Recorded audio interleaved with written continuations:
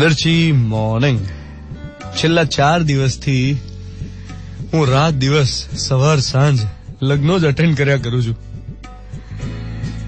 એક લગ્નમાં કેવું હોય, 5 પ્રસંગ હોય, બેઠક હોય, મહાબેઠક, મહેંદી, સંગીત સંધ્યા, ગ્રહ શાંતિ, લગ્ન અને લટકામાં પાછું રિસેપ્શન. હવે એક જ દિવસે 3 અલગ અલગ જગ્યાએ લગ્નો હોય અને પાછા 3 ઇમ્પોર્ટન્ટ. એટલે કોઈ ફેમિલી ફ્રેન્ડ હોય, કોઈ પરિવારજનમાં આખો પ્રસંગનો માહોલ હોય, એમના ઘરે હાજર રહેવું જ પડે એવા લગ્ન હોય અને એક જ દિવસે 3 લગ્ન હોય, તો તમે કેવી રીતે મેનેજ કરો? ઉપરથી તો હવે બધું શહેરથી દૂર હોય છે, પ્રસંગ આખો એટલો બધો દૂર હોય ને, વેન્યુ હોય એકદમ ગામના છેડે, એટલે એક જગ્યાથી બીજી જગ્યાએ ટ્રાવેલિંગમાં જ એટલો બધો ટાઈમ જતો રહે ને. એક જ ટાઈમે જયારે 2-3 પ્રસંગો આવે ત્યારે ભરાઈ જવાય. ગઈકાલે મારે તો સવારે 3 અને સાંજે 3, સવારે 3 સાંજે 3 પ્રસંગ. હું તો અડધો થઈ ગયો. આ બધા પ્રસંગોમાં મજા બહુ આવી, બહુ મજા કરી, પણ આમ રઘવાટ વધારે હતો. કારણ કે ટાઈમ કેવી રીતે મેનેજ કરો, કેવી રીતે બધા પ્રસંગ સાચવવાના. પછી આ 4 દિવસમાં આટલા બધા લગ્નો જોયા ને, આટલા બધા પ્રસંગો અટેન્ડ કર્યા. કોઈ સંગીત સંધ્યા હોય, કોઈને ત્યાં રિસેપ્શન હોય, કોઈને ત્યાં ગ્રહ શાંતિ હોય, કોઈ મહેંદી હોય, બેઠક હોય. આ બધું જોઈને મને ઘણીવાર વિચાર એ આવે, મનમાં સવાલ એ જાગે કે આ લગ્નમાં જે પાણીની નાની નાની બોટલ્સ વપરાય છે, એમાં મોટાભાગના લોકો કેવું કરે કે એક ઘૂંટડો પી અને પછી મૂકી દે, એમ બાકીનું વેસ્ટ. અને આપણે આમ વિચાર્યા વગર જ બોટલો ગમે ત્યાં ફેંકી દેતા હોય. પાણી વેસ્ટ બહુ જ જાય. આવું તો મેં ઇવેન્ટ્સમાં જોયું છે. કોન્સર્ટ્સ હોય, બધી મેરેથોન હોય, દરેક જગ્યાએ બોટલ્સમાં બહુ પાણી વેસ્ટ જાય. દરેક જગ્યાએ પાણીની બોટલનો ઘૂંટડો પી. પણ મને એમ થાય કે આમાં તો કેટલી બધી બોટલ્સ આવી રીતે વેસ્ટ જતી હશે અને પાછી રિસાયકલ તો થઈ ના શકે. એક જમાનો હતો, પહેલા તો પતરાળા વપરાતા જે રિસાયકલ થતા પ્રસંગોમાં. એટલે પતરાળું તો કેવું છે, હવે એને તમે પાછું જમીનમાં એ તો જતું રહે. હવે પ્લાસ્ટિકની બોટલ્સ વિશે વિચારો કે એનું ડિગ્રેડેશન ક્યારે થાય.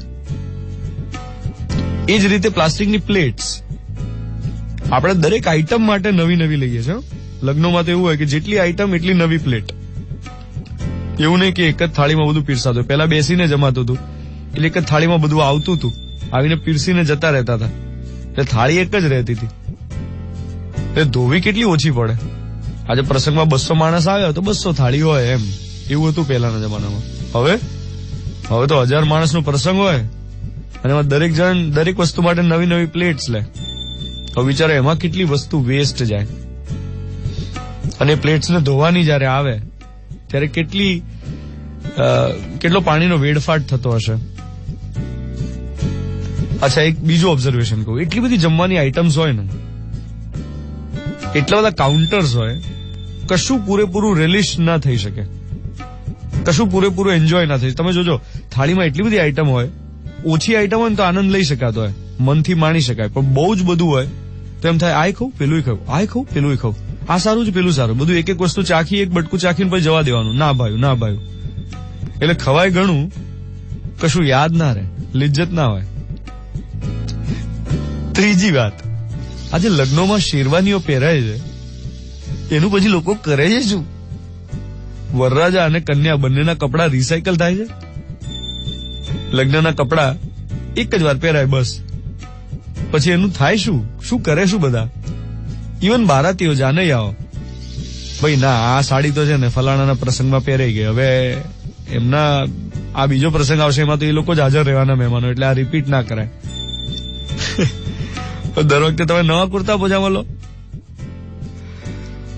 એટલે આ લગ્નો અને રિસાયકલિંગ એનું એક સીધું કનેક્શન છે.